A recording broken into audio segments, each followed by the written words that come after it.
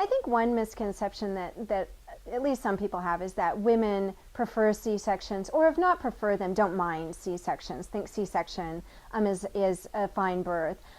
No evidence suggests that. The evidence suggests that women who request what would be considered a non-medically indicated C-section, that would be not having or having a C-section for something that's not a medical indication, that, for example, you have a cardiac problem that you shouldn't be pushing, something like that.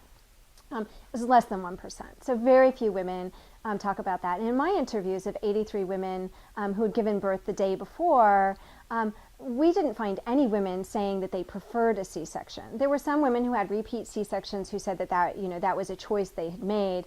But in terms particularly of primary C-section, a primary C-section would be the first C-section. So if a woman has a C-section for the first time, we didn't find any women who said that they wanted a C-section. In fact, what we found was that as women talked about their births, and just really we asked them about their birth and just allowed them to talk before we followed up with specific questions for them. And we got really interesting birth stories from women. So many of them just spontaneously talked about not wanting a birth. This is the last thing I wanted, and they were talking about C-section, and that's what we were trying to avoid. So we did see a lot of that, a lot of women saying they didn't want C-section. So I think that's really, that's a common misconception. I think the other common misconception that we often have about labor and birth is that C-sections are just as safe as vaginal birth.